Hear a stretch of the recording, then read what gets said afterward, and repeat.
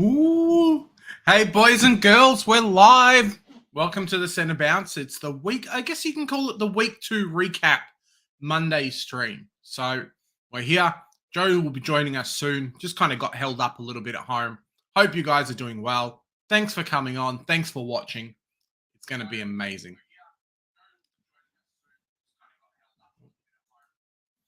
It's going to be amazing. So remember, I'm here to answer questions. If you guys let me know in the comments, I'm all ears. This week is going to be about securing your teams, making your teams the best they can be heading into round 3. The thing that I talk about, if you haven't already, check out my team review for round 2. It's a pretty good episode, kind of doing something a bit different. But one of the things as well that I kind of tried to pick up with the team this week, and kind of the mantra, I guess is the right word, of this week, is to set yourself up. You're not going to be able to get every good player. When we put out our video tomorrow, we're going to be talking about kind of the must-haves, the guys that you should really be considering for your teams. You won't be able to get everybody, and that's okay. But you have to make sure that you have some. Set yourselves up for the new season. Set yourselves up for round 3 onwards. The thing with AFL fantasy that people love is the fact that price changes every single week. The thing with Supercoach is that the prices, I guess they don't change every week, but you've got a couple of weeks where you can do whatever you want, where you can fix up your teams. The way that I look at kind of upgrading your teams is you really can only really spend a maximum of 3 trades per position on field. So let's say my team at the moment, I have 13 premiums, for example. That means I need to fill 9 more spots on field to finish off my team. Using my logic, using my understanding, I try and equate itself to every single position on field needs to be, 3 trades to fill that up. So we start with 36. Okay, I need to use 27 as kind of a benchmark. Yes, you'll have times where you have a setter filled and a rookie to upgrade, and that's perfect because you guys are really set, really ready to go. It's fantastic. So try and plan that out with your teams. Make sure, you can spend a few trades at the start. It's okay. But it's just kind of an idea. Hey, thanks, Cheese. Thanks for coming on. Just want to say, really appreciate all the support and everything you've done for us over the past however long. So let me just quickly.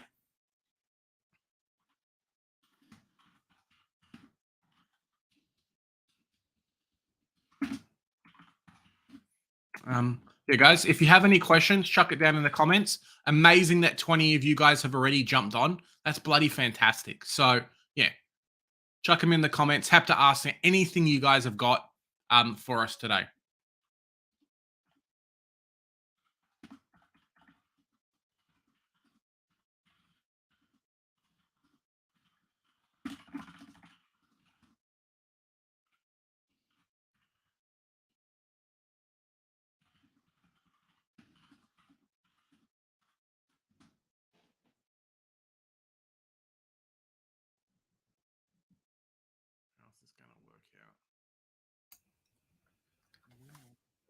Am I in? Can you hear me? You're in, Joe.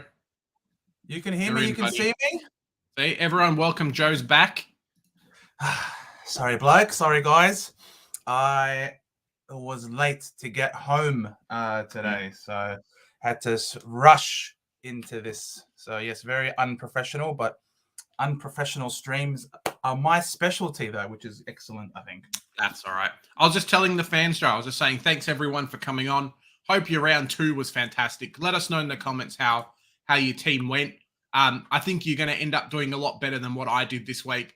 I went down 9K spots. I was just looking at other people's videos at the moment, and it really feels like the benchmark, the par mark this week was probably about 2150.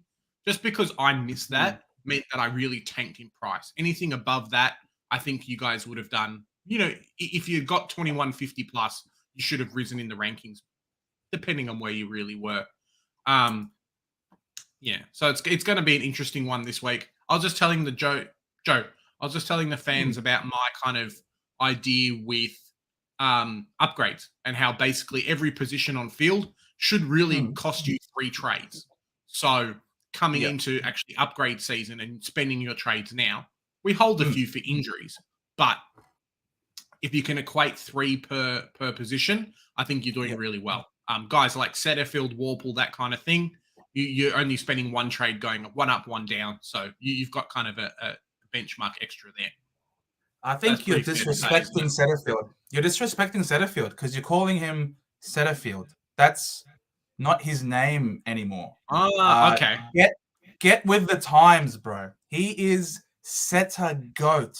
The boys Setter over there, Goat. Supercoach Okay. Insider, they are all over it as well. Super pod. Not anymore, You've conned it unfortunately. there, Joe. It is now Setter Goat time. It is Everyone Setter jump on the Goat, Setter bro. Goat. I'm going to make you a T-shirt of Setter Goat. We're going to Oh, make it happen. Swizz is It's in, going to mate. happen. Setter Goat is a keeper. Yes, Swizz. Bro, I lost my mind on the weekend, bro. I'm telling you, every disposal, every touch, every tackle, I was going absolutely bonkers. Look, I am a man. Nothing mythical about me and nothing legendary about me. Probably the only thing legendary is or mythical is my ability to somehow have freaking Ashcroft at M9 and not get his score this week. Instead, have Oscar Baker. That probably is very mythical somehow. Somehow that was bad. Let's start off with the questions because we do have a few coming. We do have 18 people watching, guys. So chuck it in the comments. Try and have something for everybody. We're here. Everyone's got questions. We can only give you advice, but always someone to talk to is important. Indeed. John was talking about if we've got Chandler or McKenna, and you have to pick one, which one would you pick? So for me, it would, yeah. So for me, it really just depends. I think Connor's kind of the pick, as Joe says. Maybe not for the reason what you're thinking, though. Our backlines this year seem to be the most vulnerable position, just with players like Liam Jones going down, but also the amount of available rookies. Most people really only brought in 2 or 3 premiums max. My team now has 4 in the position, and McKenna and Jinby kind of at the spot. So to shore up and have a player who you think's going to be scoring 70s minimum every week, I think is a fantastic idea. If you had Chandler and then not McKenna, you'd be getting a Cowan, you'd probably be getting a Tom Cole or someone else's spot on your team every week on field. So you want that reassuredness. You want that, hey, I've got a guy who, if he's playing, should be able to score a certain amount. Chandler most likely will be on your bench, whereas McKenna will be the on-field player. So pick McKenna out of those two. That's pretty fair to say, right? Oh, for sure. McKenna is someone who could get you basically 80 points every week, reliably on field, with the occasional spike in the 90s. Whereas a guy like Chandler, look, he's decent. He's a good player. He's shown that he can play, but you're never going to really want to have him on field, especially when you've got the likes now of Zibble. Yeah, because you are who you are, all right. But I'm sure you don't want. To have Chandler on the field. Whereas if I'm going to present you with an option, who do you want on field? Connor McKenna, or Chandler, who we don't know if he's going to bloody stay in the side or not. I know for sure. I'm going McKenna. I personally think McKenna is the right way to go. 100%. Aaron Fry came for the stream, as am I. I'm so keen I missed the start of it. Tracer to Chandler, 70k banked, or Darcy to Cameron, 172 in the bank. Darcy's going to go 180 this week. I don't like if Flynn went 120 plus, what the hell is Darcy going to do? Yeah. For me, I'd almost say do both. I'm a big advocate at the moment of Darcy Cameron's a bit of a spud, but also I think what we've seen with a lot of the top teams is the people that have started Darcy Cameron in the ruck are considering him to be a keeper as a forward. So he may not score as much as a Wits, as much as an English later on, but he has the potential to actually swap him forward. Given the fact that Gawn and Grundy now won't be getting DPP, I think, until about round 18, just because they're out with injuries, kind of their ruck time so far. Darcy Cameron's a fantastic pick at F6. So you could go Sean Darcy to Darcy Cameron. I know it's a bit confusing. When wits or in English kind of exposes themselves, the one that you don't have. Exposes themselves probably not the right What word. are you talking about? When one of them becomes the player you want to bring into your team, swap out Darcy Cameron for a forward rookie or someone on your forward line. Maybe a Zeeble to the back line, do some shenanigans that way. Bring in one of the ruckmen, and now you've got really good on-field cover in your ruck position. So I would be going Darcy Cameron, bank the money. That's basically a first upgrade. Warple like 3 weeks down the track, maybe even round 5. If Oliver or Laird, you don't have their break even starting to mature, or a player like Tukamilla, maybe has a big game, he won't drop to 560k. You've now got 172k in the bank that you can actually grab a premium quicker than everyone else. So Darcy Cameron's the one for me. I don't think he's going to slow down, but even if he drops down to a 105, 110, he's going to be a forward premium. He's going to be a forward keeper. Definitely going to be, F7, F8 potential at a minimum. And he's fantastic on field to cover the ruck until you can swap out the spot. Hopefully that helps. Lisa had a very similar question as well about holding or trading Darcy. Big J went very in-depth there for Aaron. Swizz, what are we thinking about the Hopper injury news? Could be one, might be longer.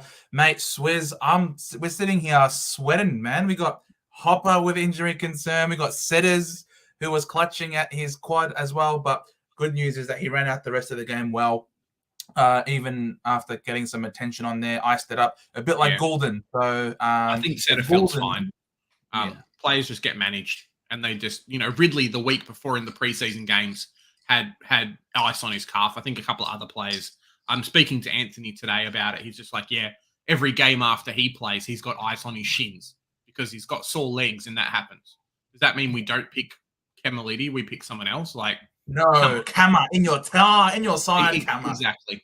But if just going back to Lisa for a sec, Longmuir has to change something in that team. Otherwise, they're going to get roasted by the Fremantle media. They're going to get roasted by every single fan that they've got.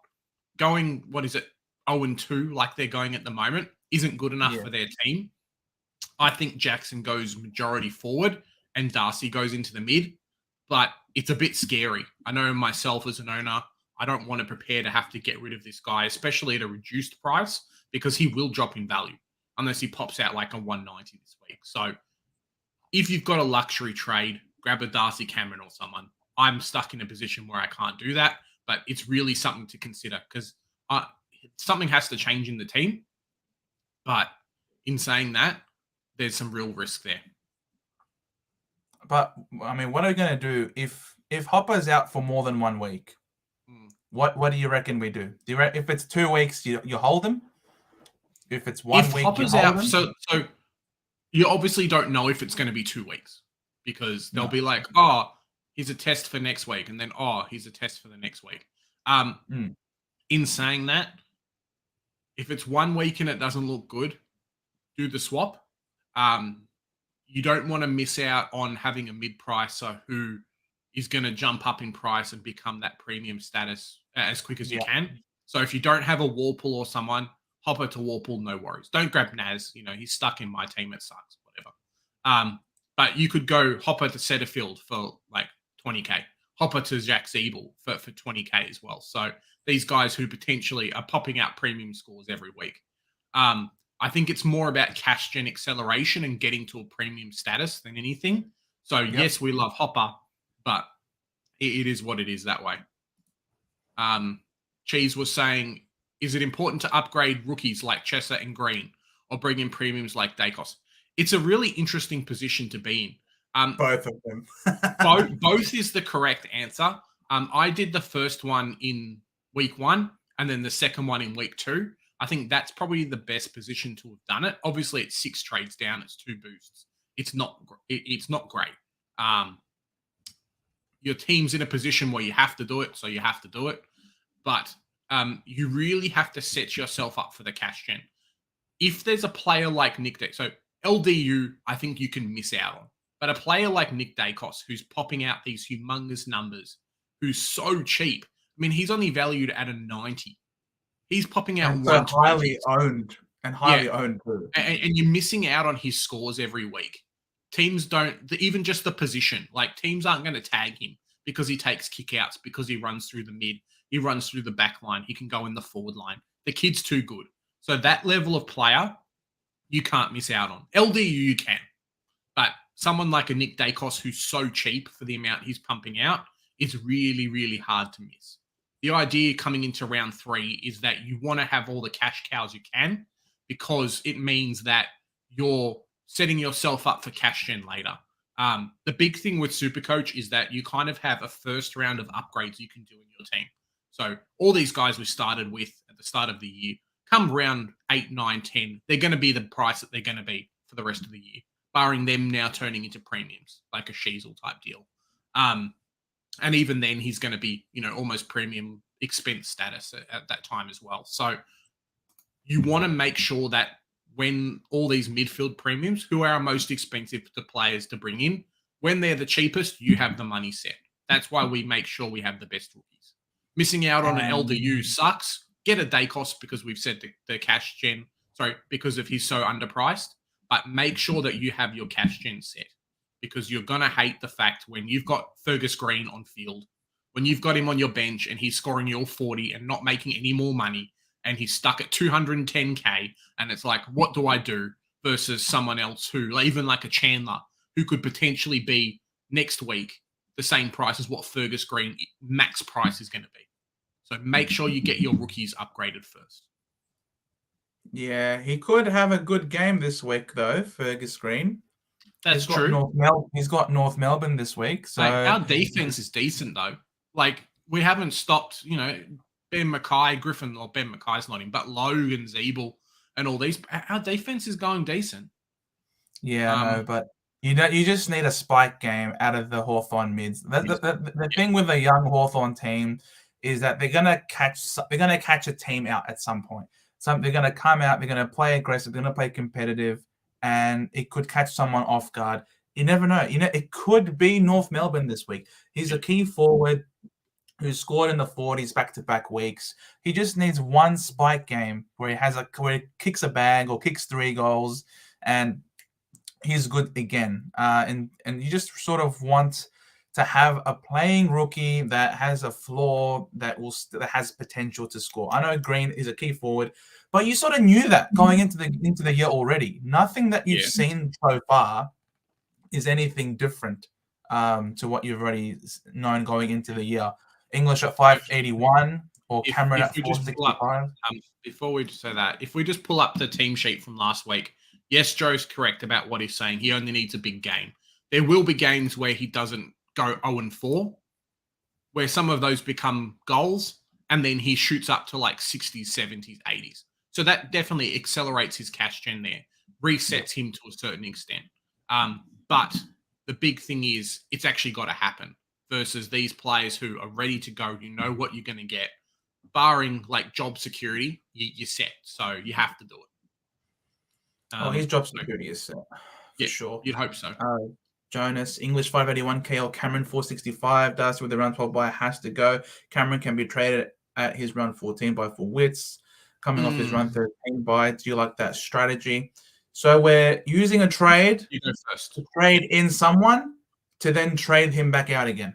I'm not sure, because the thing is, Cameron's 465K, I think you're bringing him in with the hopes that he can be a forward keeper, not to basically be a quick cash grab to then be a stepping stone. I think you're being very aggressive with the trading.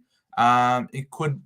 I suppose, who knows, at some point during the course of the year, injuries happen. Wits is at 605K now. He's had 2 scores over 100. I don't see him changing that. As Joe says, right, Darcy Cameron's fantastic. What I would do is grab Cameron now and then upgrade into Wits after his buy. So have Cameron in your ruck line. Forget about the bringing in another premium there or doing what you're going to do. I don't think the DPPs, I'll put out the DPP tracker video when the stats come out for round 2 or round 3. But grab Cameron in the ruck line with the assumption that, hey, after Witz's bye, you bring him in. So you can have Cameron in the forward line and then Witz in the forward line. So yeah, I think it's definitely worth doing it that way. I wouldn't bring in a player, as you say, Joe, to just trade them out. But Darcy Cameron's pretty juicy, and the DPP is fantastic. You know, a lot of people had Gorn and Grundy and these players penciled to be DPP swaps. Yep. It's now not happening, so we have to kind of adjust our thinking there. Correct. Your forward primos now all of a sudden are like 2 less than what you initially had planned. Exactly. Yeah. So your 100%. forward premium stocks all of a sudden have become a lot more valuable in relation into that. So, but thanks very much, Jonas, for sharing your thoughts. Hayden, oh no, Hayden, what have you done? I can't believe I didn't put the emergency on Marshall. So he ended up copping a 0 from Madden on field in the ruck line. Oh sucks. no. I'm sorry to hear that, man. That sucks. You always got to check your emergencies, mate. The same way that here Chase had to check his glasses because Setterfield looked like Chris Judd. Get around him, guys. Setter goats. Get around. I'm telling you, it was amazing. Bryce is trying to say that he's traded Cox and Dacos in for Sicily and Cumming. Is this a good move? Mate, Sicily is going to be... Who's NK-Kos? I've never heard of this NK-Kos player. Is this a new player, like a rookie that's like just come in through the SSP somewhere? Bryce, you might have to fix that up for us, mate. Dacos is a Mexican cousin or something. I don't know. Exactly right. Maybe it's his like their Masso, right? So like the Greek cousin or something. Caused some controversy in the family there. Oh no. I wouldn't be. Right. Don't trade Sicily, as we said. Where is it? I'll try and find his. So do not trade Sicily. Yes. I think Frio's backline players are going to be shaken up quite a lot. The strategy of chip kicking between the backline players is not working, and it's 2 weeks in a row when they've gone massive and they've lost games by a considerable margin, or lost games by just lost games in general. So that's going to change. I think you could potentially go Cumming to Dacos. I think that's fair. I think that's pretty good, but definitely keep Sicily in there. I think that's silly. The guy's going to be top 6 as kind of that top 3, probably. Backline. Well, probably top 3, as you say. The ball's going to be in the Hawks backline there. We spoke about today in our team review about Hawks tanking. I think they're going to be tanking pretty hard. The ball's going to be in that backline. They're going to lose a lot of games. So don't get rid of Sicily because you're going to hate yourself when he's popping out 110, 115s every week. It's just silly. Yeah. Don't get rid of Sicily, bro.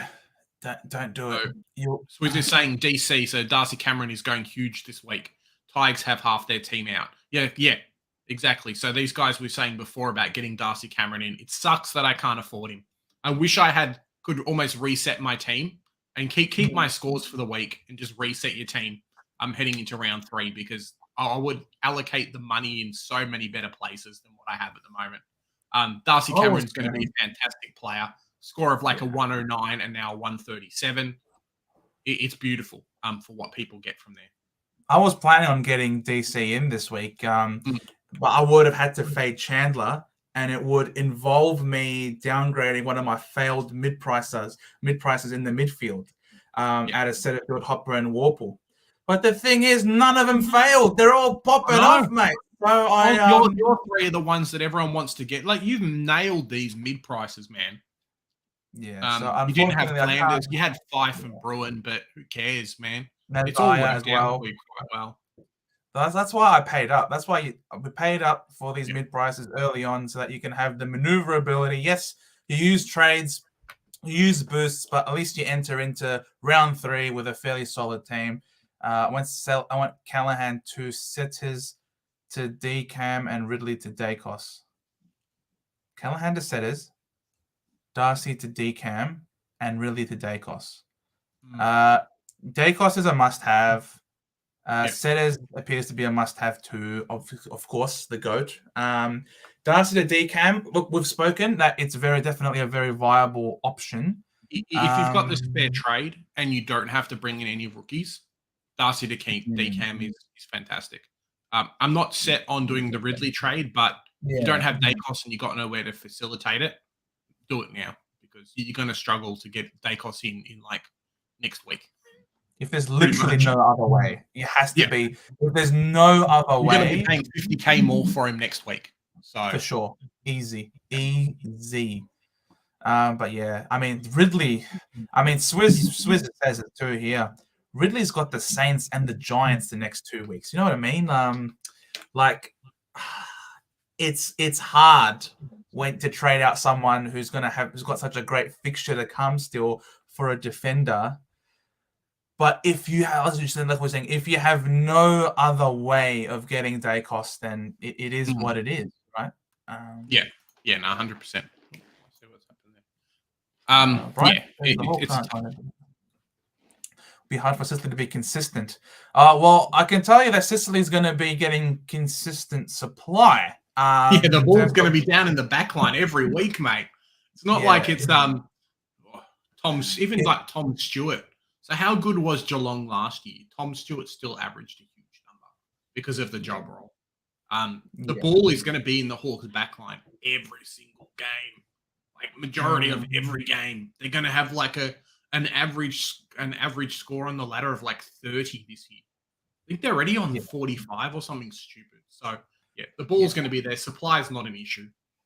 Yeah, like it's going to be hard for him to be inconsistent. Like even if he is inconsistent, the balls is going to be there so much that he's going to get consistent within the course of a game. He's going to get consistent. So and especially like if they're getting pummeled already, this young team, as we've seen over the years, time and time again, when you've got a young team from after halfway through the season, they just start to really decline. Really drop down, and if they're getting pummeled by this much already, ay caramba, I don't want to be a Hawk supporter at the end of the year because it could dead set be 100-point smashings every week. It is not good time to be a Hawker fan.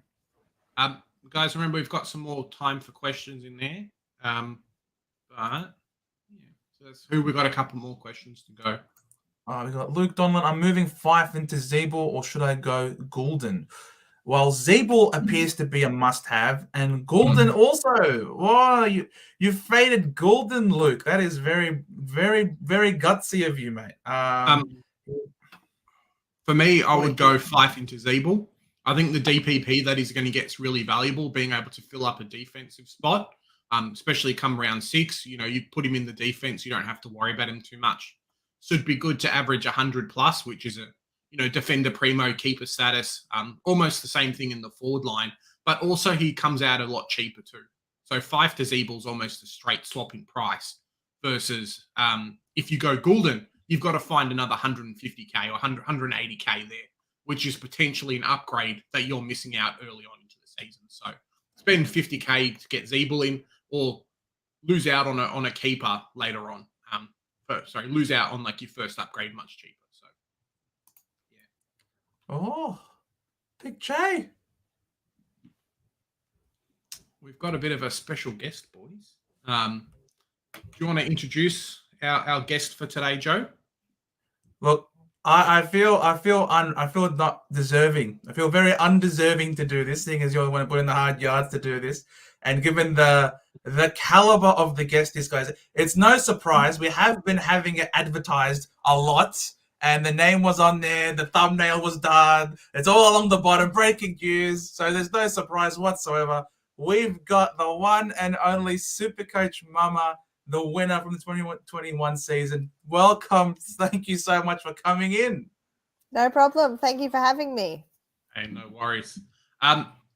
Just wanted to say thanks, as Joe said. I think last time we had you on, we did our interview last year. So a lot of things have changed. Unfortunately, you didn't win again because going back to back in Supercoach would have been fantastic. But how's your season going now? Good. I'm glad I didn't come on last week. I had an absolute shocker. Yeah. Can't have been as bad as me. Crikey's my team's going dreadful this year. I don't know. was was there still convict time? Like when my score was bad. Yeah. Not convicts, but 1895. I'm not a Okay. historian to give you an actual, but the First and Second World War hadn't started yet, Mhm. and Yeah. that's how bad my score was. Yeah. But yes, no, but a lot better this round. So I was 2,294 this Mhm. round. So scrapes yeah, a good It's a pretty good score. 45,000 places. Yeah. You know, definitely. We were So talking about it at the start. Kind of, I think par was about 2150 or just over. So if you managed to get that, you would have jumped up a lot. I was on the other end of that. I think Joe definitely was much higher as well. So congrats. Congrats on moving up 2183. the ladder this week. thank you. Yes, I Mm. felt like the Supercoach gods kind of had it for me because I talked about having durable players and going under 30, and I had Jones and Stewart on my field. So I had Yeah. Stewart's 18 and Jones's 5 and Laird captain. So that just Yep. me last week. So You were just missing 5. All you were missing was 5 is 26, and you would have had all of it. See, I had the 526. I didn't have the Stewart. I had the 5. Laird captain, of course. Jones, yeah. The whole schmozzle was on the whole display schmozzle. last Yeah, week. yeah. What a Yeah. stinker. What a stinker, yeah. So I a bit better this round. So and it's not really a smoky, but Al Payton actually just talks about the not the very sexy pick. It's not really. And Darcy Cameron wasn't very sexy. He was a bit boring, and people were talking him about, and they're worried about Mason, Yep. with Ruck. Mhm. And I'm like, that's just pre-game, and it just fit well with my structure. And I thought, I can always put him forward. And look, he might not be top 6 forward, but he might be top 8, and it will do. Yep. Worst case scenario buys. And I'm really chuffed with Darcy. With yeah, Hey, with going, Darcy Cameron. So so I'm really so, and people are bringing him in this next week maybe. So I'm like, oh, that's quite chuffed with that. But Yeah. I know he's not going to do 100 and 137 every week. Please do, but Yeah, exactly. Yeah, that's how I feel about setters, the setter goat. It was also fairly low ownership. It was like what 3% ownership. I'm not expecting 147 from him every week, that's for sure. I was expecting 100, 105. I'm almost bummed out that he went so big this week because now everyone's trying to scramble to get him in. I was hoping he could still get his 90s. Have people be like, you know what, 350k for 90s isn't worth it. But now you are 100% correct about DC and Swizz is we should have listened to you. Wow, I did tell you. I was at his ear. Swizz and I were at the Supercoach launch together, which was lots of fun. And I talked about my Darcy Cameron pick. But yeah, no, I should have listened. I don't know, Swizz. Did you do the setter goat? I must admit, because I thought he was going to be a good pick, and I was looking out for him, but structurally wise, I just felt that I was one midfield too thin last year, so I really want to do that. And I started with Neil. I don't know if you want to talk about that now, but Neil's a bit cold. He's a bit lukewarm. Yeah. It's not Laird bad, but No. for the money. And I just watched the game. I actually got to watch some more football this round, which was quite good. And Neil was out of puff. It just looked like he was breathless, and he ran himself onto the bench. And I'm like, it's like he's not that he's not fit, but like his first half was really well, and the second half he just went. Yeah. And I just don't know. Where's the big starters? The good start for Neil. That's what I was expecting.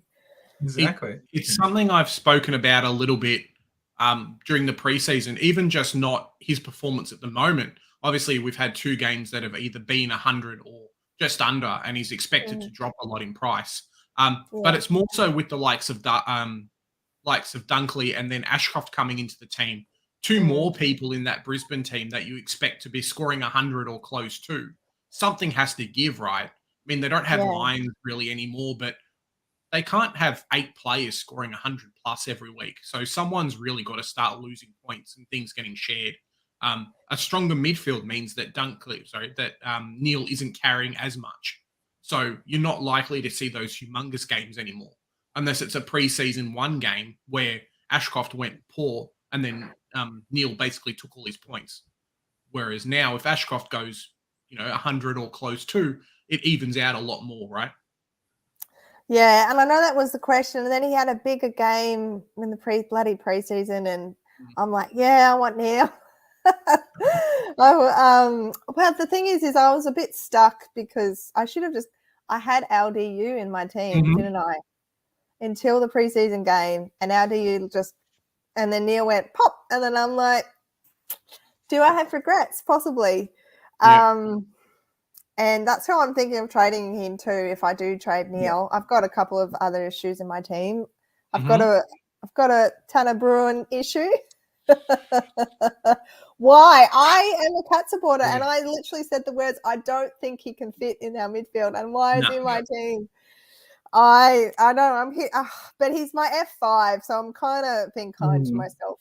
So it's not the worst decision. Yeah. And so I was all for durability and everything, and that's why I was like, no Zeeble, but I'm really torn on Zeeble because, as you were just chatting before I came on, his DPP, I've got such a thin defense. Yeah. Now because of bloody Yo. Yeah, keep all the yo. Oh, you know. Oh man. Yeah, so Zeeble would look fantastic in my defense. Yeah. And and then I can move Cameron, and I can get Ruck that's not injured by round 6. Mwah. Yep. Yeah, exactly. Exactly. Jack Zeeble, he could end up being the savior of Supercoach for us this year. Just being so cheap. Ben Mackay's got to come back and maybe things change a little bit, but the way that he's playing, it's an injury that will stop him. I don't think the club's going to move around the pieces and he won't get the kick outs. He won't be a big general factor in that back line. And what makes him so good is that he's not relied on anymore to take that number one key forward because the defense is so much stronger. With Logue, with Core actually being fit, it frees him up to be a bit more of that interceptor. It frees him up to run around and be that distributor, kind of be that general type player. So the Seagull. He gets the Seagull up now. It's 2021 and Zeeble's a premium in the forward line again. It's fantastic. Amazing. What about my boy Aaron Hall, who's he helped me in 21. What's happening with him? He just not fit enough? Is he not best 22? I don't think he's best 22. He came in and had like a 36 disposal game on the VFL. So we'll see what happens. But we're putting time into Sheezel. We're putting time into Goda. I don't think Clarko likes the fact that Hall shanks so much. So he'll have a 36 disposal game, but half of them are going to be shanks and the other half are going to be kick-outs on the full or kicks to or passes to players under pressure. So yes, the meter's gained. You can get blinded by that a little bit, but I just don't think the way that the team works, he's almost going to be a liability. If he was in the team, we wouldn't have beaten Freo by 1 point and we wouldn't have beaten West Coast because the times when we're pulling out of the back line, when we're trying to relieve the pressure, he just can't do it. So barring injuries in that back line, I don't think he comes into the 22. Yeah. Oh my God. I hold on to Bruin. You got to get rid of Tanner Bruin though. That time on ground, even if he played 100% or 100%, yeah. If he played closer to 80, 90%, yes. But something we flagged on the channel in the preseason was the fact that he just went missing for a lot of time in that preseason one game. Either got relegated to the forward line, that kind of thing. But you can't have a player who's consistently coming in and getting 65% time on ground. He's a young kid. He's not played at this rigor level before. It's not like he dominated GWS's time and then got traded to Geelong. He was more a reserves player. Yeah. So maybe he just can't play he's not up to that standard yet. And he's in the team because they just don't have anyone else. You'd know better Like- about Geelong, but that's what it kind of feels like from the outside. Well, I think no, they're clever. They're just Mm. I feel like they are building his tank, and I think he is a skilled player, and yes, maybe he's not completely match fit. But they know that the cliff is about to fall, and they very realised that with all our, our older players. Yeah. Guess I what? News break. But we I do. think all We do mean actually, Too strong though. They're too good, If, even with their age.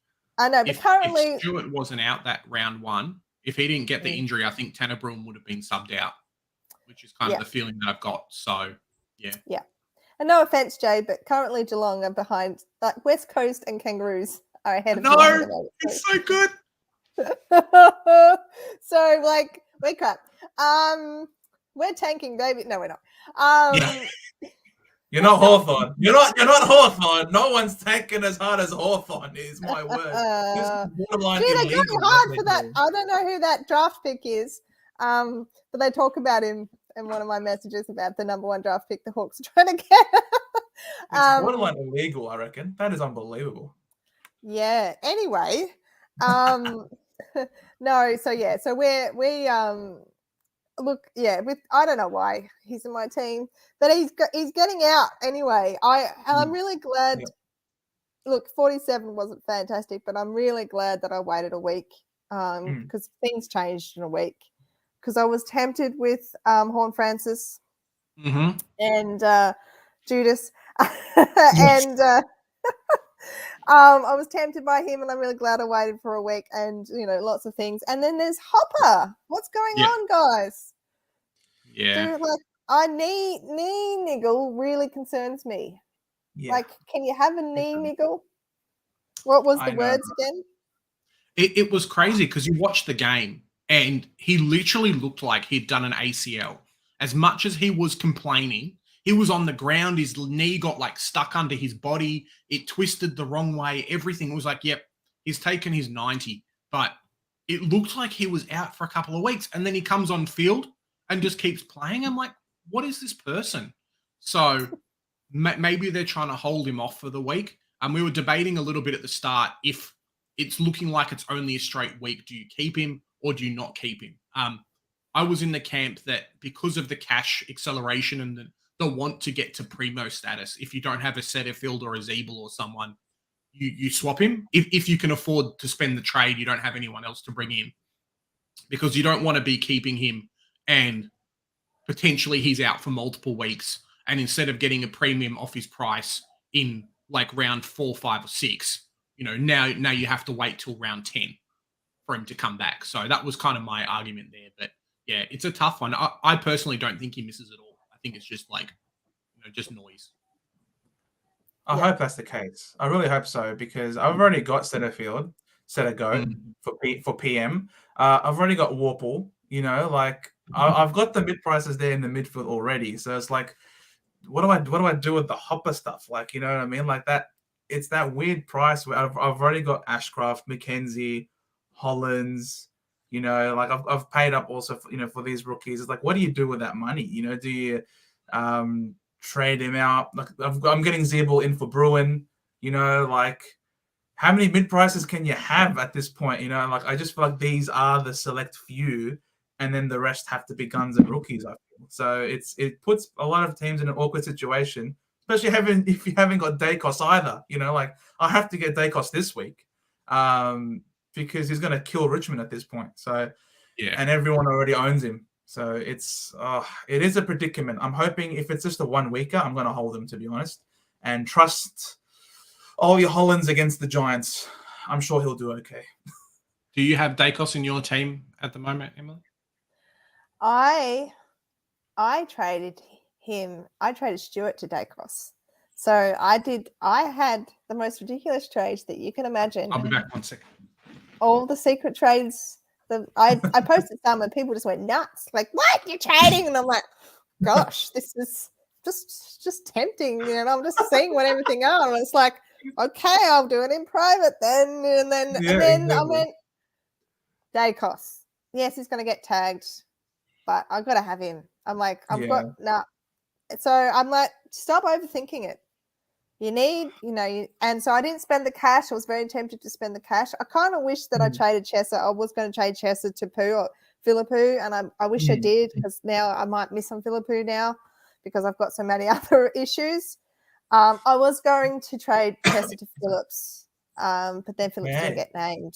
No. If he wasn't sub and was named, I would have got Phillips. He was the only one that I thought, I want him. But so I only did the one trade. So yes, I do have day cost, luckily. So Absolutely cool. You got this big score. I have to get him in this week. It's an absolute must. I have to trade out Jones for him though. Otherwise, just don't have the funds otherwise to get him in. So look, you can try tagging him. They tried to tag him for a little period of time there, but they were nowhere near him. He's just too quick. He's just too fast, and he just runs all over the ground. It's ridiculous. Yeah, he just wants it too much. He just demands the ball. It's shameless. I call him a shameless player. The way he just storming up next to someone, give me the ball, give it. It's like I don't know. Like your teammate is wide open. They can take the kick without your assistance. Thank you very much. I just decided, you know what? I'll wait a week. Port Adelaide historically are very good against halfbacks. All the news, they're gonna put attention into him. They're gonna tag him. Blah blah blah. So I thought, you know what? I'll wait a week on him. I'll get him the next week. Get an extra round of data. You never know. Bruin might come good. Get an extra week of data. Nazaya Wanganeen Millera might play on from his kick-ins this time. So it didn't. That waiting a week wasn't the best. Ended up missing out on a few points there. But look, it is what it is. It's all about making sure you got the right team going into round 3 and beyond. It's all about building your Ferrari, as Abdul would say. That's right. Not putting cheap parts in your Ferrari and then wondering why your Ferrari falls apart. I definitely agree. And that's why I'm really glad I waited and not, Jason Horne-Francis was so tempting, but, anyway, he's a downhill skier.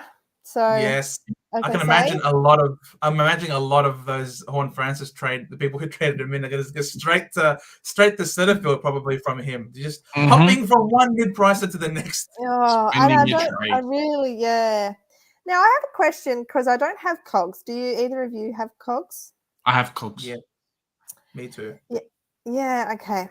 I don't have cogs, and I was so worried because I'm like, I want to chat with Swizz, and I'm like, he's going to go 200. And it looked like he was going to go 200. I know. Giants are not very good. No. And I'm a bit concerned that I don't know if they're going to get enough pie. And I want to know whether cogs, it seems the sense like I can get cogs or I can go mid-pricer. So I can get cogs and LDU and Chandler, or I can get Setterfield, Zeeble, and LDU. Embrace the darkness. So if it's that much, like if you're sacrificing 3 players for cogs, then grab the 3 players. But Joe and I were talking about this in our round 2 review today, and I think in other positions on field, GWS is okay to get coverage. So if they need a defender in, they've got players. If they need forwards in, they've got some players now. That midfield at GWS, especially with Tanner Bruin, with Hopper, with Taranto coming out, is so depleted in depth that the fact that they came in and lost 3 players who are best 22, they just can't cover them. No. So they played the kids. They should have demolished West Coast this week. But because Kelly was out, Perryman was out, Whitfield was out, no Taranto, no Hopper, even Tanner Bruin would have come in and played, 80% game time this year in the position. If that happens again, then be a little bit worried. He's still going to score hundreds, but he won't get to that 200 status because he has to take the game on too much. Whereas once those more established players come back, there's got some more supply, that kind of thing. I think he's going to be a fine pick that way. But if you're giving up picking Warple and Setterfield and all these plays to get cogs in this week, I think it's too much. Yeah. No, my question is, I will get cogs, but whether I get him now, because he doesn't seem urgent. If he got 200, I might have had that bit more urgency. Yeah. It just does. I do like just clocking another premium in there. Mm-hmm. Because I am sacrificing Neil, but to LDU, I feel will be a premium. Jay, please tell me, LDU, you guys are not, no offense, but you're not going to win every week. He still won, last 10 games of last year, he did really well, didn't he? Yeah. And he didn't win every match. They'll win this week. Yeah. They'll win this week. They got the Hawks. Yeah, They're we've got going Hawks to be this 3-0. week. Yeah, they're tanking. Yeah. The only thing is the McGuinness tag this week it may not be the best week to do it. So whenever we've been tagged, obviously LDU, the hype's talked about him now. Everything's happening. Simpkin's always been the one that's been tagged. So similar to an Essendon where they've got Parrish and Merritt. Even though how good Merritt is, Parrish is always the one that gets tagged. That's traditionally how it's been at North. But because Simpkin's out for a week, we'll wait and see what happens. These people who are bringing LDU in, the way that he plays, he's so strong that he might not get tagged as much. It might not hurt as much. But he's the one in the midfield that gets tagged this week from McGuinness. So, yeah, I don't think so. A little bit there. But the way that we're different. playing, I think we're just, expect 100 plus at least from him every week. Just unless something drastic happens, like he's just looking fantastic. Yeah, I'm getting him for the whole year. I'm not getting him to make money. I'm just getting him. I believe his value, and he's going to be top 8, or top. So that's why I'm getting him. It's not fantasy. No. Like I understand. Like yes, but he's still got a what's his break even like? He's still going to make money. I mean, he's still going to. I mean, he will still get out of, that price rate. So he's projected 124 and project 48k. Yeah. Stop bagging my Hawkeye boys. Oh, sorry. Sorry, Julie. But it is what it is, man. You guys are tanking on purpose this year. It is what it is. No, you've got the young ones. At least you guys are actually gone young, and we just, we've gone a little bit, a little bit Botox friendly, like one of those Hollywood stars like Courtney Cox. We've just gone too far. Have we gone too far, Courtney? Madonna. What have you done to your face? Well, Hawks have just gone fresh. They've gone new baby Hawks. No, they're good. Who's your M1 and M2? M1 and M2 at the moment. Yeah, so I've got Laird. Mm-hmm. Who last week was great for you. Yeah, no. But I VC'd in this week, and I got again 147. Mwah, captain. Thank you. And him. Smashed him. I got 7 more. And then I've got Neil in my M2 at the moment. But Mumma's screen right now currently has an Bontempelli as my M2. Ooh. And LDU as my M3. Ooh. Green and M4, Setterfield and M5. Yes. So you started the season 4 deep in the midfield, like 4 premiums? Yeah. Okay. With great green as my M4, yeah. I wanted that because I remember last year, because I didn't, and I was kind of right. I was kind of not expecting these mid prices to just bang, crackle, pop. Which, some of them have fizzled. But Setterfield, I'm glad. I felt like it was Hopper or Setterfield, and I chose Hopper just because of the structure. The structure, but I do like Setterfield, but I don't like palming primos off. It's just if I do that, I have money to get Zeeble as my F5. Yeah. Exactly. And Zeeble as my F5. Wetterfield? Goodness. He's winning. Wetterfield. Wetterfield. It's raining. It's raining there. It's raining Midfield. Yeah, but so I'll just see got it. And look, these extra news. Yeah, with injuries and everything, because I've got Hollands on my bench as well. Mhm. So, which I'm really glad I spent up the money for Hollands. Yeah, for sure. He looks really good. Great engine. It's insane. He's I call him bionic, man. He just runs nonstop. I think he keeps his spot in the team when Walsh comes back. I think he's cemented himself in that team. I don't want non-playing rookies. I just really want rookies with good job security. So I was tossing and turning if I get Chandler or not. You know what I mean? Like, because I feel like they've got injuries, and Cozzy Pickett to come back, does Chandler just slip right out of the team? Like, it's nerve-wracking for me. His SP though, he's in my other plan. This one I don't have Chandler. So, what about you, Jay? What's your views on Chandler? I've said it before, Goodwin and Hardwick are these type of players who seem to just find really good mature age guys and VFL recruits and things like that. And they will play the players if they're doing quite well. So Chandler's been dominating. He's been playing really well. If they want Cozzy Pickett back, and obviously they do after the suspension, someone else will make room for him. It won't be Chandler coming out. They're not going to get rid of a guy that's averaging 20, kicking a goal every game, being that transition player up and down the ground, doing all these things. Why would they get rid of him? They're not going to go relegate him to the VFL. It's just not going to happen.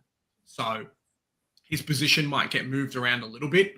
Maybe Cozzy plays some more midfield now that they've got Chandler in there. But the noise was that Toby Bedford actually got kicked out of the team because they had Chandler coming through and his VFL stats were so good. Like, this guy was getting like 20 to 30 disposals every week in the VFL. So I think his position is set. As long as he keeps performing, I think he's fine. Yeah, he's a good cash cow then. Yeah. I mean, and if he scores a 70, he'll be close to 200K next week. So yeah, and I think that's something you need to keep in mind because he is 123. He's not 160. He's not 180. He will make cash and make cash quickly.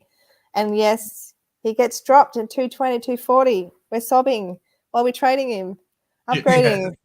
Yeah. That's enough money. 100, yes, 150 is preferable, but 100, 120, you can make it work. Yeah, 100%. Yeah. I think a lot of us got sucked into a Fergus Green, and now we're paying for it. But if you have the trade, swap them. If not, get both. That's what I've kind of had to do, and just ride it out that way. Yeah, I was going to move Davey to my mids and do it that way. Yeah. You got Causa is saying Ridley, Powell, Callahan to Dacos, Chandler, and Zeeble, or Laird, Callahan, and Powell to Zeeble, LDU, and Seta Goat. I want to try you Laird. Sorry. Ridley, Powell, Callahan. No, I was just going to say I like it how he said he called him Seta Goat. That's all I was going to say. Yeah. Yeah. So at this point, I traded Laird round 1 because it allowed me to get 2 more premiums in my team for guys that I should have started. I should have had straight away. Laird's come off scoring a 147. I think it's crazy. It's going to ruin your season to downgrade him now and to do it. I didn't know that Laird was going to do that, but it allowed me to get a starting team. It allowed me to have a team that most people would have started with, like, points-wise. To downgrade Laird now, I think it's great. You just don't do it. So do the first one, fiddle around with the points, that kind of thing. But you just don't do it, right? Yeah. Yeah, and restructuring is one thing, and that's a little bit why I'm thinking of Neil to LDU. Allows me to restructure a little bit, but I reckon keep Laird. Keep wanting calling him Lard. He's not Lard anymore. No, cool, awesome. All right, thank you, Corey. JB High Five. Thinking Bruin, Flanders, and Callahan to Zeeble, Setterfield, and Chandler, but means I miss on Dacos. Not sure what to do. You need Dacos. You need Dacos. He's too good. He's going to be 550K this week, and then the next week is going to be 600 or close to, and you're going to be spending almost 100K more to get him in and missing out on big scores compared to everyone else. He's too good. I wish he was DPP. I mean, people must be, it must be just driving people nuts. How easy Yeah. would it be to just upgrade him to from Hopper if he was injured or Callahan. Oh, I have Callahan too. He's such a headache. Yeah. We'll talk about him in a little bit because we've got a question about him. Okay. I have a question for you guys. How this year I found DPPs to be probably better in my team than I've had ever. Being able to swing like guys from the midfield to the forward line, especially starting so many premiums there. But even in the defense, like Jinby and Constable, in starting them in the back line and being able to swap players in and out. Have you guys found that that's been a really big thing that you've kind of exploited a little bit in your team so far? Yeah, for sure.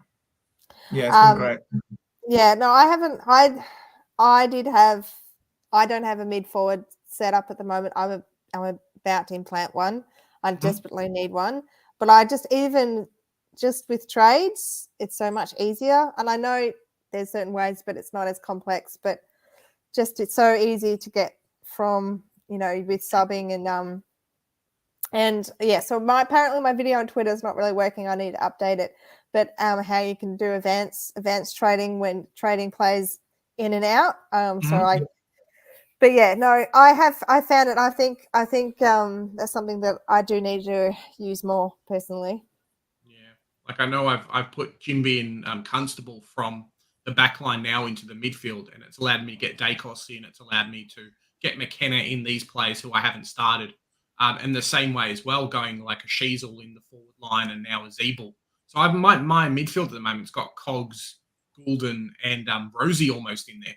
So these guys who I'm going to be putting in the forward line, it's fantastic so far. Yeah, I have played with Goulden or Cogs when I wanted Cogs to get in my. Yeah, I've definitely.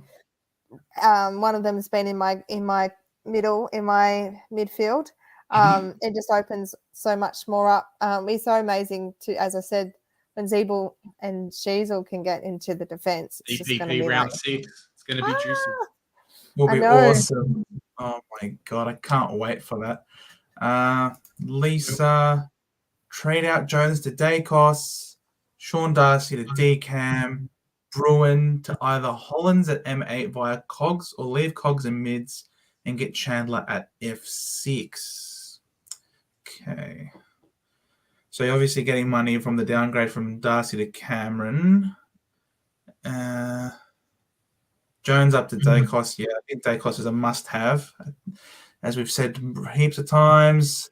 Bruin to either Hollins or Chandler. Interesting. I would go Chandler. I think I don't mind the other two trades. They're fine. But I think Chandler's the better pick. He's cheaper and his break-even's lower. If you consider both to be best 22, I think Chandler's the much better pick. Hollins should be able to play and will be scoring around the same. Chandler probably 5 points more, looking at how the team's going now. But if you consider both to be best 22, how about you guys? Yeah. I feel Chandler at F6. It's just the job security. I'll just keep an eye on the teams, and but yeah, I think I prefer Chandler at F6. How about you, Joe? I'm looking at the fixture. Chandler's got the Swans, whereas Hollins has got the Giants. Who knows if the Giants will even have Callahan after what happened with his. He looked cooked after that game. I don't know. Hopefully he's able to play next week. They don't have to manage him or anything. Hopefully he plays again next week. So I don't know. I like Hollins. Personally speaking, I like Hollins. I think I'm gonna go Hollins. I'm gonna go against the pack here. I'm gonna go with Hollins. So I have a question for you guys. So I'm sorry, that's not the right one. Or is it this one? Who are kind of your first trade targets coming in? So the first couple of rounds have happened. Who are the guys that you guys are offering, eyeing off as people you want to be bringing in? I've got a couple of names in my head that I'm looking at, but I'll hit it off with you guys first. Maybe start Joe first. Who are a couple of players from the first 2 rounds that you've looked at and said, hey, either they've scored under what they're valued, so they're going to drop in price, or players that you've identified as I must get these ones in. Come round 5 Well, and 6.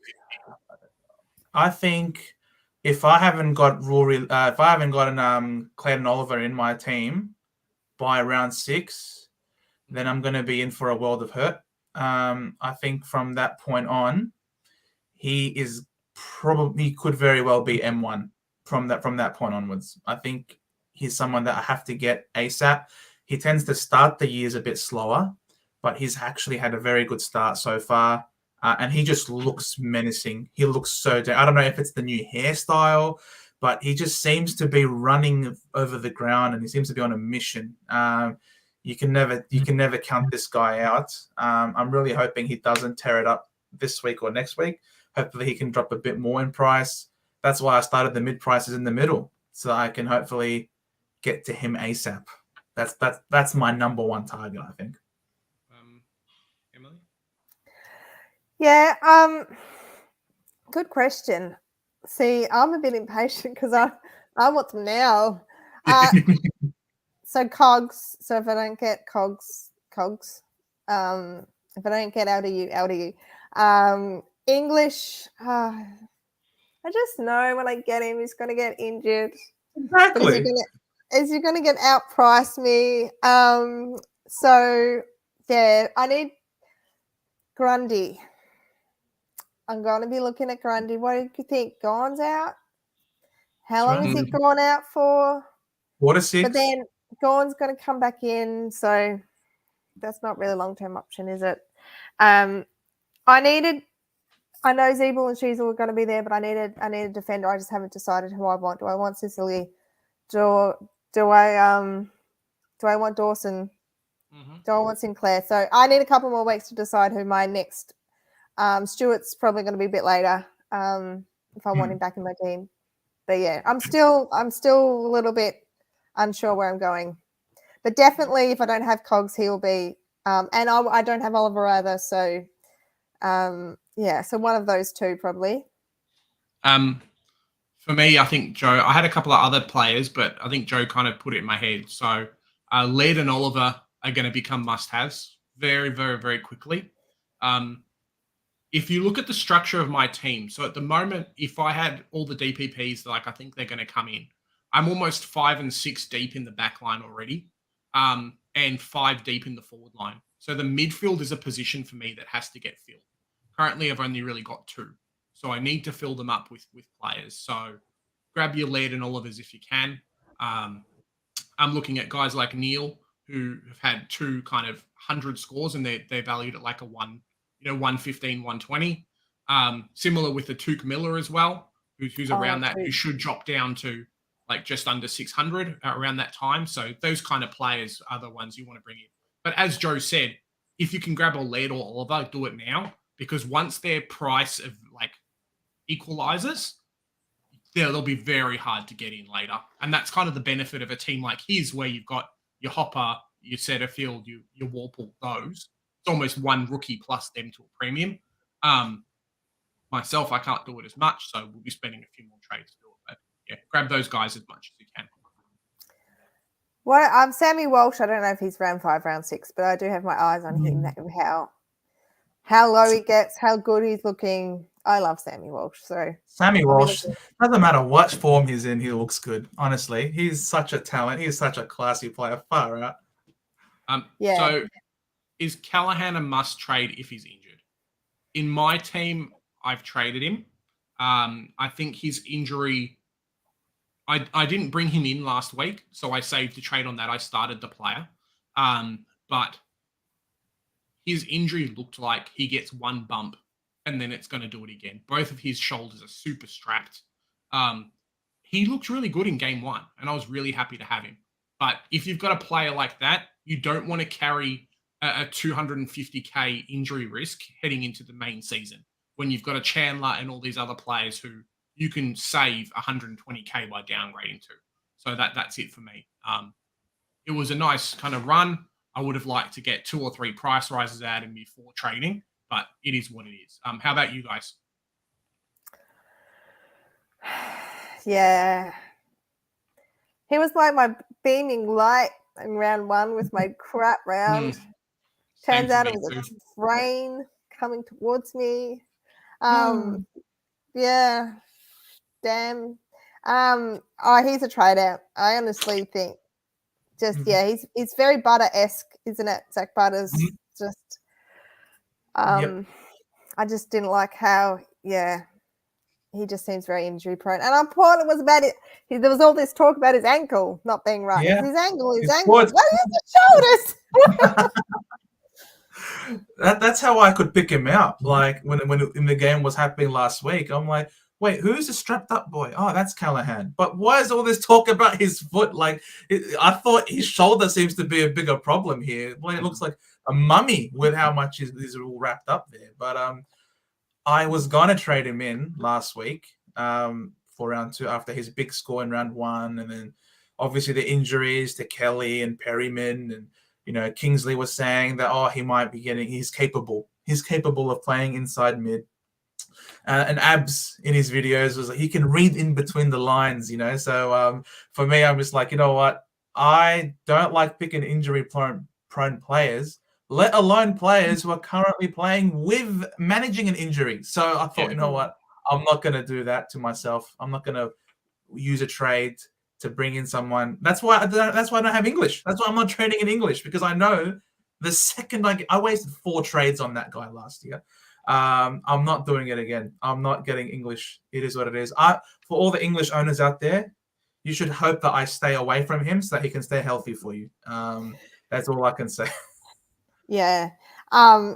Look, if Callahan gets named, I might decide. I know another friend. He thinks that possibly he could get away with keeping Callahan. They'll still make enough money if he plays. Mm-hmm. And he could be next week's problem. I need to decide. -8 break even. He's sure to make money. -8 break even. If he scores a 63 against the Blues, he'll go up 32K. It's not really that great, is it? Really? I mean, it is. No. It's all right, but If he scores 63, he could go. Maybe if Kelly's back, and maybe he plays his best on a wing. Maybe he's meant to be a winger, as opposed to being someone who plays more in the midfield. Like, I don't know. It's bizarre why someone would prefer to play on a wing, but maybe that's how he rolls. He's Josh Kelly's brother. Yeah, he likes to run. Well, he can't get in the middle because he gets bloody injured. That's why he prefers the wing. Fair enough. All right. So that you had it here, folks. Not Julie. Kelly, I meant Kelly. You knew what I meant. Yeah, I know what you meant. Doherty to Dacos. I want to keep Dawson. Ooh. I think you keep Doherty. It's a bit scary. His new role in that midfield. I spoke about him in my team review today, talking about how with Mitch McGovern and a few other people's back, he is getting pushed closer to that midfield because their backline's getting stronger. It's partly why Sard's scoring's been going up, because there's no Doherty in there. It's a wait and see. I think Dacos is a must-have. If the only way you can get Dawson in if the only way you can get Dacos in is by doing it, then do it. But for me, wait and see. I'd rather upgrade somewhere else or sideways another player to get Dacos in than do him. Yeah, and I wouldn't be too quick to have a knee-jerk reaction to Doherty having a poor score last week. I mean, historically, he doesn't like playing the Cats. Doherty, I'm pretty sure, even regardless of where he's playing, he tends to have bad scores against the Cats. I don't know, the Cats have his measure for some reason, but I think he's for sure going to be a top 6. Dacos is shaping to be for sure a top 6 as well. I'd certainly be looking at maybe other ways of trying to get Dacos in. You might think that the quickest and easiest way might be a Doherty to Dacos, but Dacos is only 500K. There's got to be some other way to get him in, I think.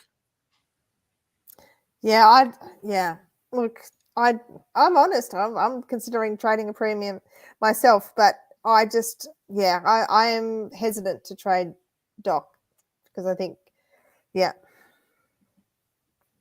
we go. We're hesitant to trade Doc, guys. Callum. Thoughts? Jones, Callahan, and Darcy to Decam, Chandler, and Dacos. Or I guess Setterfield, Caminiti, and Chandler for Callahan, Green, and Chesser. Second option for more cash gen. Yes, definitely. The second is more cash gen. You're getting Setters, Caminiti, and Chandler. All three of them seem to be absolutely bang on, 100% going to make a lot of cash in a hurry, in a real hurry. Whereas the first one has Chandler, Dacos, and Decam. Okay. I think you can wait a week on Darcy to Decam. I think they're going to be closer to each other's price next week. So if Darcy Cameron can't beat West Coast with no ruckman, do the trade. You want Dacos in, but obviously if you can't do it, but yeah, the second option is definitely worth it. Get that cash gen as quick as you can. yeah. Sean Darcy's break even's 182. That's all right. You'd hope he goes that. You'd hope he goes that against 300. West Coast. Okay.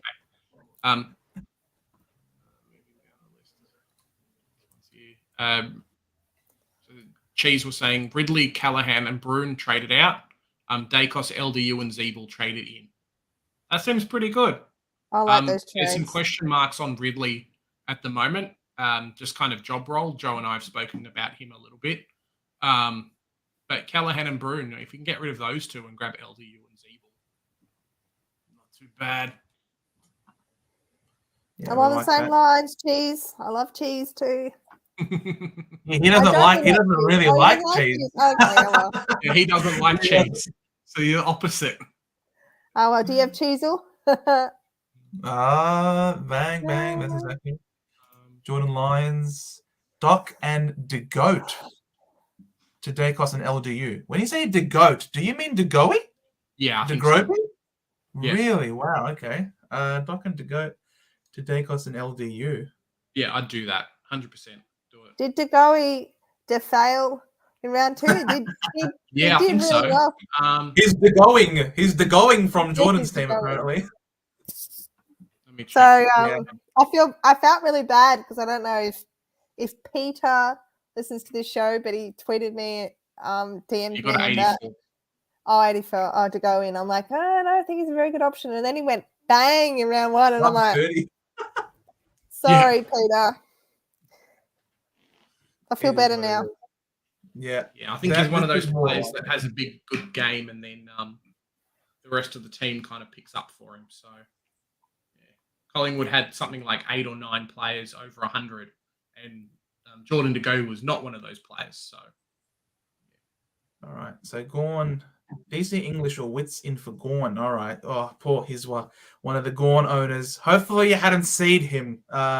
Thinking DC due to price, then hopefully get DPP and can bring Gorn back in on his return. Yeah. I'm not against that whatsoever. You free up a lot of cash. We got people here who are very bullish on DC. I would have him too if I was able to afford him, but unfortunately I have other things that I got to do, so I have to miss DC. But if you've got Gorn to DC, yeah, I think that's very free. Buy yourself some time. He's sure to make a lot of money. His team is killing it.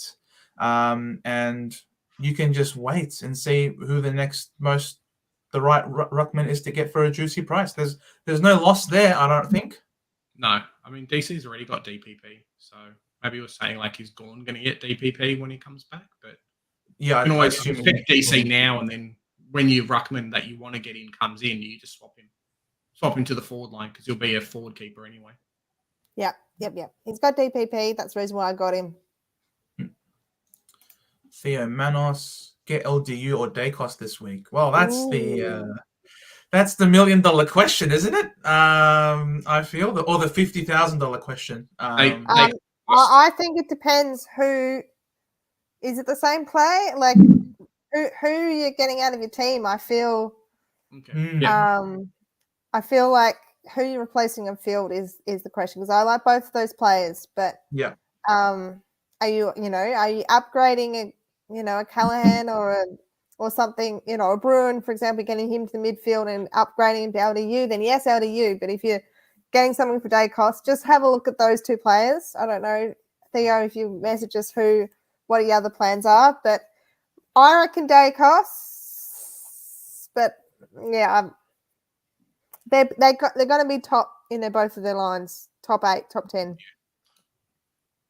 I think if everything's going ahead and you with DPP, you can just trade the one player out. I think Dacos is the one to get this week because I'm worried about LDU tag. I think there's a comment around there coming up that's talking about Dacos. Sorry, talking about LDU and McGuinness, and I think McGuinness goes to him. There you go. Oh no, we've got Julie already. We had Julie already. Oh, there's another one, is there? So, yeah, I think that's the one. So grab Dacos now. He's gonna be way too expensive in 2 weeks. LDU, okay, he gets to 600k. You lose out on 50k, but Dacos gets to 600. You lose out on 100k. So it's much better there. Zeeble or Setterfield? Ooh. Yikes.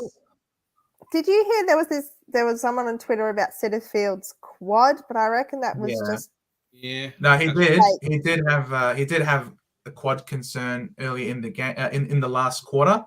It wasn't at the end. So he went there, got it strapped, went out onto the ground, was involved on a wing, and then was involved at the next center bounce as well. So he was still able to play out the game.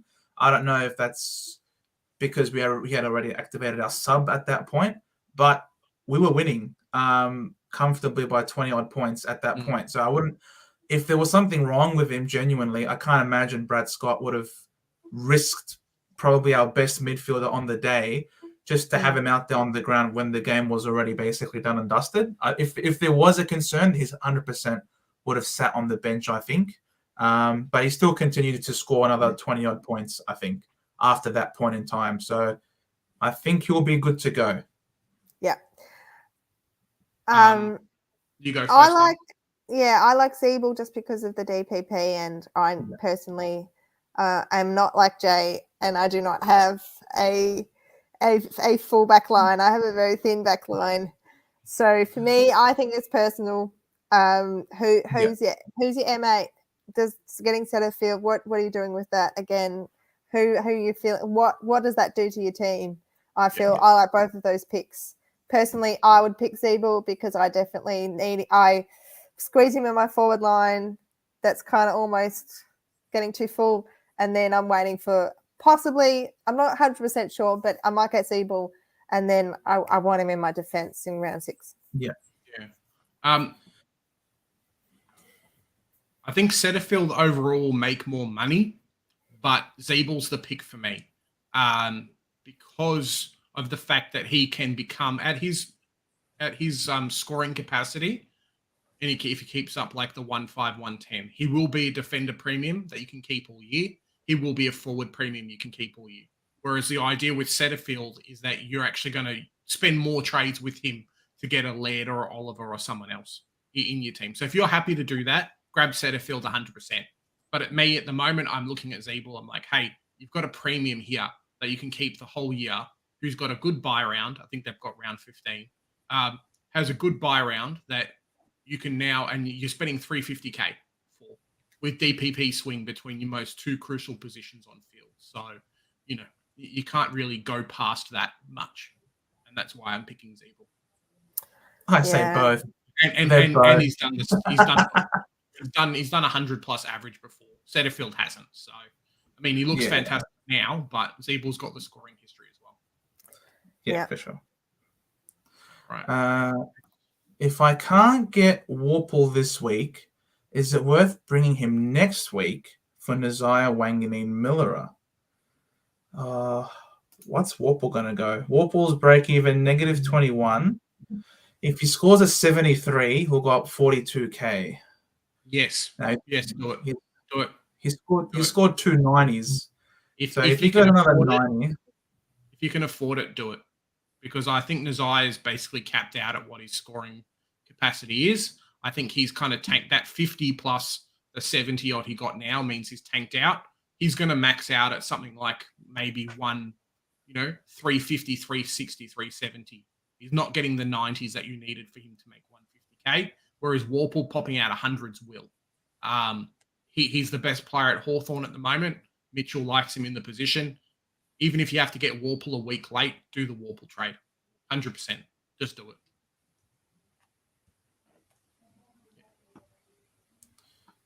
Okay. With Simpkin being rubbed out for a week, doesn't LDU get the Finn McGuinness tag? You think so? Mm. You have to see if I mean, it's who else? effective on him. That's all. Who else? Who else would they go to? No one. Is I mean, your Finn midfield. McGuinness, is he any good? Like he did tag Zeret, but was he tags- semi-successful with that? He tags runners. That's the thing. Like the Hawks, they don't tag the inside mid. They don't tag the contested ball. They tag the runners. They tag the Dacosses, the Zerets, the Langdon. They like when they tagged the winger last year. I couldn't believe it. Like the Hawks tag the runner. They don't tag the inside mid. That's why I'm really bullish on LDU this week, and I wish I had some way to bring him in. And I probably could if I was to get rid of Cogs for him, but that is insane. I think that would be absolutely ridiculous. But if you're thinking of getting LDU this week, but you're put off because of this idea of maybe a tag from Finn McGuinness, I personally don't think that they tag him. They don't have that player that can be in the inside, because then they'll disrupt their midfield balance. They've got Warple, they've got Duke, of course. So, and then they have one other player, and that one other player was a McKenzie last week. For some reason today in the Sydney game they had Will Day more as opposed to McKenzie. I don't think McGuinness actually goes to LDU. I might be wrong, but history would show that the Hawks tag runners as opposed to the inside mids. Yeah. See what happens. If they don't tag him, they're going full World War II, and they just don't care about tags. That's Julie's still watching. Julie's still watching. Julie's still around. Thank you, Julie, for coming around here. We've got some serious mid-price issues. Which two are more must trade this week? Out of 5, Bruin, Goda, and Callahan. Oh, Goda's more of your rookie, not as opposed to your mid-price. I would say. Yeah, it's rough. But yeah. Look, if Callahan plays, you got to hold him. He's got a -8 break even. He's sure to make you money. I think you've answered the question yourself. You've answered the question yourself. Fife Bruin. The first two. Yeah. Yep, so subconscious has already done it for you. They probably won't even get named this week, to be honest. Fife and Bruin, they might not even get named. Rowbottom. Here's someone I haven't talked about before. Let me pull up his Yes. stats. What a wonderful name, Rowbottom. I just reminds me of Longbottom, Neville Longbottom for some reason. I don't know why. I think someone's a fan of the Phantom. I'm pretty sure was the Phantom big on Rowbottom. Is there a hole in his boat? Sorry. I don't know. What's Rowbottom doing? I'm not up on the Rowbottom. So he's 468K. And he's had 2 scores, so 75 and a 70 at 468K. Looking at that price, 100% drop him, because I think Darcy Cameron is almost the same price. Yeah. And you could almost go Rowbottom to Darcy Cameron in your forward line, and you would be laughing. Yeah. So you can go Rowbottom to Darcy Cameron if you don't have him. Save yourself $700 and you're home free. So or go down, get Setterfield, or go up, get Setterfield or Hopper or Warple. Set a goat. Yep. Set a goat. Zeeble, go down, go Zeeble, go up. It's too awkward. You needed him to score 100+ for it to be worth it, and it's too much.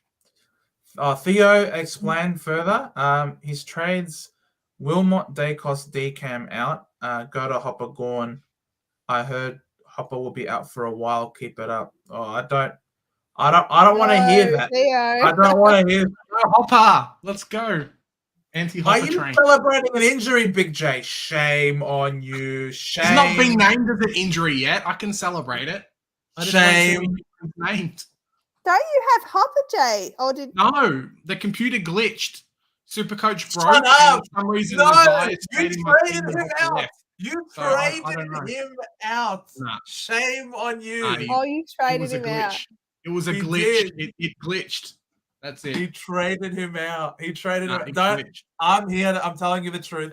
He traded him out. I told him don't do it. He traded him out. Glitched. So the trades is Wilmot, Dacos, Decam, Outgotter, Hopper, gone. I think you have to wait for Hopper. If Hopper's out and it looks bad and they come out and say, oh, look, he's done something proper. Because sometimes with these leg injuries, right, that they can play the rest of the game. And then when they kind of the adrenaline and the body gets colder and things like that, things can surface. So wait and see. I don't mind the picks. Like Dacos and Decam, I think, are going to be really good players either way. So you have to get rid of Gorn. So do Gorn to Decam, no worries, right? You can probably do Goda to a Wilmot if you're struggling that way. And then it's kind of what do you do with your third pick? But you've got a lot of money from the Gorn to Decam. So potentially you can even upgrade somewhere else instead. Cool. Alrighty. Mhm. Julie says John Noble is her pod. D3. Have no options to get Nick Dacos. John Noble? He really is the pod. Anybody own this guy? I think he's probably 0% apart from Julie. Yeah, Julie might be the only one. 1% of teams. He's in 1354. 1,300 people own this guy. Wow. Okay. Okay. So 105 and 107. So he's done good. Good pick there, Julie. He's done excellent. For the price, I'll take it back. Good job. 408. So 408k is his price. Yeah. 408 So he's already divided by 20 points over. So he's priced at about 80. So wow. Yeah, fantastic. Good job, Go, Julie. John. On you, Julie. Back your gut. Back your pod. You gotta go. Go for it. Jonas. I don't even know what John Noble looks like. Yeah. I did actually know that he played for the Pies somehow. That was my guess, but that's all I got. Yeah. I've done out Pal, Ridley, and I assume this is going to say Cheta. Cheta. In Settlefield, Zeeble, and Wilmot. I like it. Oh, you didn't have Darcy. Okay. Yeah. I like it. Works out nice. You've taken out one primo, a rookie, and a mid-pricer. And if we consider you've gotten two primos. Yeah. He got two primos in because Setterfield is a primo, I reckon. Is Wilmot's not really a trade out, but is he the only option you have, Pat? I think most people would have started McKenna.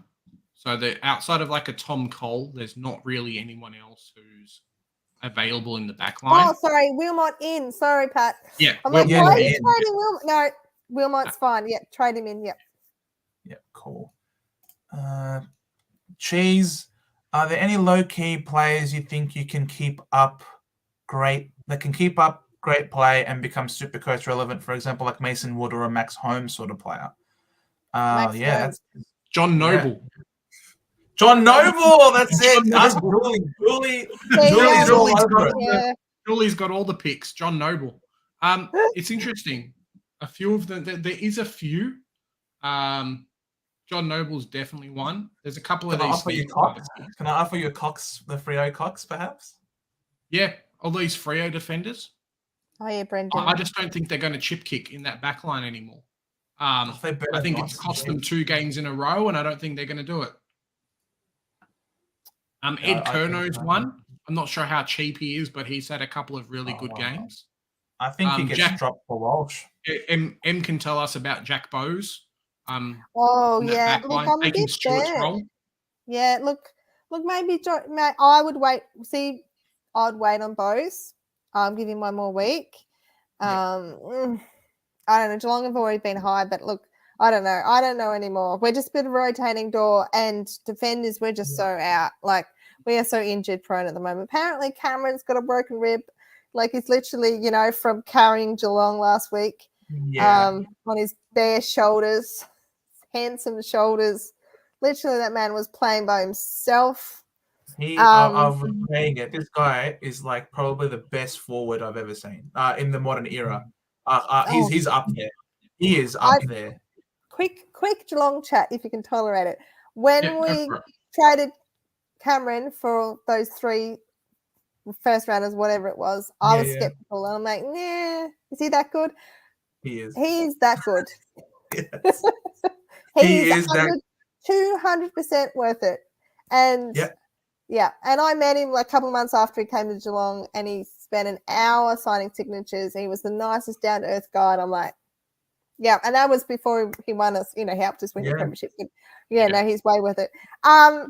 Now, low-key players, he's not necessarily low-key, but no one's talking about him, but he would be after by potential, is one Tommy Hawkins, who is currently injured at the moment, who has a 60 and a 70 under his belt, who's going to get cheap real soon. And Tommy, and where do we play at the second half of the year? We play at GMHBA with Tommy Loves, and hopefully Tommy will. Tommy always somehow makes top 6 forwards, even though everyone says he's not. Maybe he won't this year, but he seems to do it.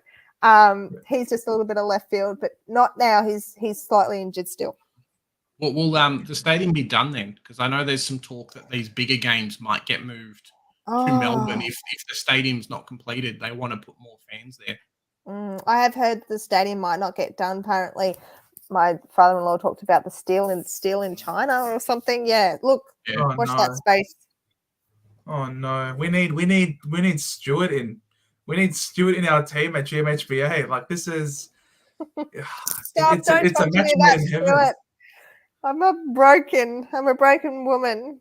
He'll be back soon. It's only 4 to 6 weeks. It's okay. It's fine. I thought you'd be more broken about bloody Cameron at this rate if you're telling me that he's gonna miss, because you basically flipped Kelly into Jezza with those trades, and I think that's a massive win for you. So hopefully he can. It's just 1 week. It's 1 week. He's right. Okay. It's okay. Cool. We're tanking, remember? No, we're not. Going back to what you were saying about the Jeremy Cameron trade, I think you can use Tim Kelly as a good comparison for how much they spent on him. And the team, I think, was at a similar age, I guess is the right word, where they've spent 3 trades to get him in. He was supposed to be the gun type player. Yes, he didn't work out, but West Coast were at a point where they needed to inject a lot more young talent, and a lot of their kids got injured, whereas Geelong spent up for him, still managed to get all these other trade-ins, and had a lot of VFL players coming through, had identified the talent already. So spending those 3 first trades, yes, they didn't cost you much because you basically offloaded Tim Kelly for Jeremy Cameron. But I think in general, like, you had all these kids coming through already, so the trade there was fine. Perfect trade for you guys. Yeah, and he's an absolute cracker. I heard I saw him live at a chat show that talked about the premiership. He's hilarious as his Insta. He's very funny. And he went straight to the farm, right? The farm after the grand final, didn't he? Pardon? Did he go to the farm after the grand final? Yeah. He lost his medal to a cow. Yeah.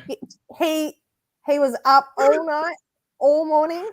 He went to bed at 8, and then he got woken up at 8:30 to go do the ground. He had half an hour sleep. Wow. Sounds like me going to work. Yeah. And then they asked him, they were talking about Stuart about the captaincy. I thought Stuart was going to get the captaincy. Anyway, I don't want to be, I'm not an anti-danger, but I'm just wondering his captaincy, we're missing Salwood. We're missing that general on the field. And I just want Danger to just step up a little bit. Anyway, they asked Stuart that, and he was like, he said the really diplomatic thing, how, he was really honoured to be a part of the chat, blah, blah, blah. And then they asked, Cameron goes, Cameron, is this something you thought, Jezza, is this something you thought of? And he goes, nah, not really. Yeah. You love it was very funny. You love a straight shooter. I know Oh. I've got a friend. I got a friend at work, Sandy. If you're watching, hello. Her daughter Ella is a big Collingwood fan, and she used to love Nick Dacos up until in the award where he won the Rising Star award. I mean, Stevie Wonder could say that was going to happen, and yet when he was interviewed, it's like, "Oh, I didn't see it coming. You know, I can't believe this has happened," sort of thing. And now she hates the guy. Like, there's something, yeah, you can be humble, but that is just straight up disingenuous. Like, come on, bro. You didn't know you were going to win the Rising Star Award? Like, let's be like, you love a straight shooter every now and then, and Jazza just seems to be a real, like, nah, not for me. Not for me. I'm all good, thanks. I want to focus on my footy. Yeah, and he told us that he gets told off for daydreaming sometimes on the field. He's just hilarious. Funny guy. I've got to go soon, guys.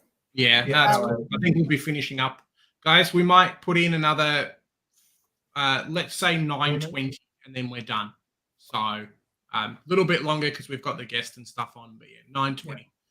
Get in your comments there. We've got 34 people watching, which has been fantastic. So thanks for jumping on for as long as you had. Pump in your questions, another 8 or so minutes, and then we're done. You guys better wait for me. Going to boost trade. Go on to Cameron. Bruin to Zeeble. Chester to Setterfield. I don't have Dacos. Thanks. You're very welcome. I think, though, that these trades are all very good, personally speaking. Yeah, no worries. I wish you didn't tell me you don't have Dacos. Otherwise, I'd be like, yes, this is amazing. Amazing. You're going to win Supercoach this week, Tommy. Yeah. Oh, if you don't think you can get Dacos or you don't have Dacos, I love those trades as well. So just don't throw the baby with the bath water. Yeah. DCAM or LDU. If I go LDU, I can't get Chandler, and I bring in Noah Long.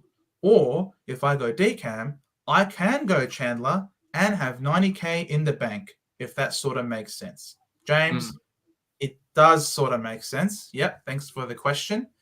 Noah Long. What's he? Yeah. What's Noah Long? Is he? He's job security. 117. It's good. His job security is good. Yeah. He's very, very good. I spoke to Chris from AFL Draft Expert, and he was really, before the season even began, he was really bullish on him. He told me that he reckons that Noah Long's job security is even better than Alwyn Davey Jr.'s job security. So, and he can play a number of different roles on the ground. That's why he can pinch it in the midfield. He can play forward pocket. He can play that Chandler role as well. So he thinks that in terms of the flexibility that he has to offer, he can play every game. And he's gone back-to-back 60s, one in a loss, one in a win. So for 117K, but not something that people are talking about. But yeah, 117, that's a nice price, isn't it? It is. And DPP. I would do DCAM and Chandler. That would be my pick out of those two. I think Darcy Cameron's not going to be the same price as he is very much longer. It's going to be 600K if he keeps up another couple of hundreds. Whereas LDU probably goes up like 50K max. So, yeah. Depends what LDU. If he gets tagged, his cash gen is going to stop because it's going to be in his 3-round average for a long time. So, you not have to worry as much. Yeah, fair enough. But if he doesn't get tagged, no.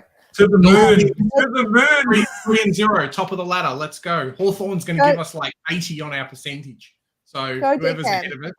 I like DCAM Chandler as well. Stop talking down ALDU. I want him. Get him in. Do you guys do any other fantasy sports? No. I did dabble in the AFLW fantasy for the first time in that latest season, the 2022 B season. I did all right. I just missed out on top 100, unfortunately. I wanted that cap so bad. Moira's Magic. They made a really nice cap. I don't have much hair, as the receding hairline's well and truly kicking in. So I thought getting a nice fancy baby blue cap would be excellent, but I missed out, unfortunately. Do you do anything else?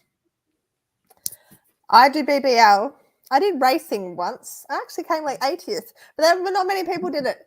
It's just maths, stats. Yeah, I came 70th BBL. I have, yeah, but no, not EPL, not basketball. I don't know how people do EPL. Yeah, It's just Yeah. it's just a whole new. That's a whole new a different ball game. Oh, it is Literally. Yeah, it was Literally. literally. Um, Well, it's just AFL for me. I've been told to go and do other things, but yeah, it's too confusing trying to learn like a whole new ball game. AFL, I think we're exposed to it a lot here, but imagine if you had to do EPL, you had to stay up till 4 o'clock every morning to go and watch players and stuff.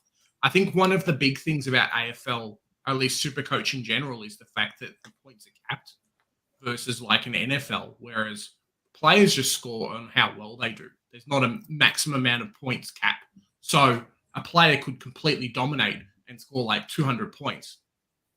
And like, there's no way that it's not fair across the competition to be able to try and match that. Whereas AFL definitely is. wow. So you would really try to target players that would have, you know, a really good draw or a really softer. Yeah. It would be. It'll be like we're the main person on this team because we're going to get a lot of attention from our team. So yeah, there's not like 3,300 points. It's literally like, oh, one game could be 1,000 points, the next one could be 5,000. Steve is so hard. He's still picked Paddy Dow ahead of LDU. Carlton fans are going to be so salty because LDU is going to be a fantastic player over the next couple of years. As much as I'm talking him down at the moment, but yeah. And they're going to be like, why did we spend pick 3 on Paddy Dow? Yeah, I can imagine. DC in the forward line. Oh, Samson Ryan. Samson Ryan's interesting. I think he had a bit of a shocker game the first one. I think his job security is decent now that Ben Miller's been kicked out because they were looking for someone to play a similar type role. But in saying that, I think his first game, so he's only played one game. So you've got 3 games worth of scoring for Samson Ryan. If you're feeling tricky, if someone gets injured in your team, potentially you could come in and do like a Madden to Samson Ryan. If he's going to become a must-have in the next 2 weeks and you've got 20K, that could be a play. But yeah, at the moment, just hold out. I agree. And I think that's about it for the questions. Emma, thank you so much for coming on. It's been awesome. And thank you all for all the questions as well from all the viewers out there who stuck around for so long on a Monday night, 9:20 p.m. Mate, it's been pretty amazing. Thanks, Em, for coming on. No problem. We'll have to have you on sometime later on in the season. We'll find out how like your season's going, that kind of thing. Hopefully Geelong are on top of the ladder again and you can let us all know. Yeah. I don't see it happening. I reckon we'll get in the 8, but I don't know, we'll be top of the ladder. But that's anyway. It's all good. You guys start slow. You guys start slow and you turn it on when it matters in the back half of the year. You go on this massive run, you get your injured players back, you manage them, and then it's all the GMHBA games. You win 99% of them, you drop one. And it's broom, Ferrari, Supercoach, and in real life. Yeah. All right. Let's hope LDU doesn't get tagged. Go Setterfield. Hopper, please play. Cullen, please play. Stuart, miracle, he's back. No, he's not. He's not. Hey guys, remember, we'll have a couple of extra videos coming out this week. We'll do some stuff on the break-evens, players you want to bring in, maybe some players you want to bring out. Probably our rookie locks as well. We'll do that over the next couple of days. We'll be again up for our live stream on Thursday at 5:30 when the team sheets drop. Maybe something a bit live. I think we might end up going to a game, so we'll try and do that live. But stick around for that. We'll catch you in the next one. See you guys. Thank you for coming. Remember, here at the Centre Bounce, we do the hard work so you don't have to. See you, everyone.